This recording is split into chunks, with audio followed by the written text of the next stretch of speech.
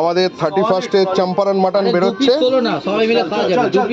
31 party Champaran মাটি, চম্পারন মাটি না, চম্পারন মাটন। বাহ, আমাদের না না এই না না মটন খাবে গরম আবার ঠান্ডা, সবকিছু ঠান্ডা খায় না।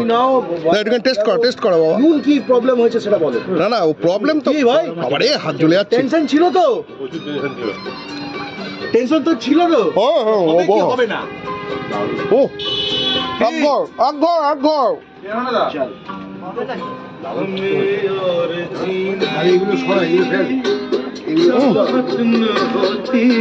তুমি উত্তেজিত হয় না, এটা শান্ত আস্তে আস্তে।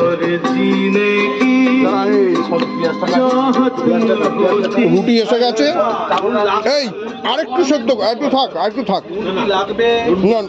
নুন লাগবে, হালকা লাগবে, তাহলে লাগবে। পাবলিক ডিমান্ড বলছে লাগবে। না না রুটি দিয়ে হালকা দিবি, রুটি দিয়ে কিন্তু আবার একটু বেশি বোঝা যাবে। ওদের দিয়ে একটু দাঁড়ান। না ওদের দিস না, ওরা এমনি বুঝতে পারবে না। আমাদের ববিদা কি খুঁজছে বুঝতে পারছি না, মোবাইলের মধ্যে খুঁজেই চলেছে আসার পর থেকে, কথাবার্তা বলছে না। এই প্লেটটা দিয়ে দাও। সারাদিন নিরামিষ খেয়ে পুজো টুজো দিয়ে এসছে, এখন এসে একটু ড্রিঙ্কও করলো, আবার চম্পারন মাটনও খেলো। মানে সারাদিন যা পুণ্য করেছে এখন তার সব বাইপাস হয়ে গেল। কোথা দিয়ে হলো সে ওই জানে। 31 নাইটের আমাদের পার্টি প্রোগ্রাম হচ্ছে, কিন্তু আমরা 12টা অবধি কেউ জাগবো না। 12টা আগেই আমাদের পার্টি শেষ হয়ে যাবে, খাওয়া হয়ে যাওয়া, পার্টি শেষ হয়ে যাওয়া আমাদের। অল্প দিয়ে বাহ কি ধোঁয়া উঠছে, আহা চম্পারন মাটন চম্পারন। এই সরষের তেল দিয়ে করেছিস তো, নাই কেরোসিন তেল দিয়ে?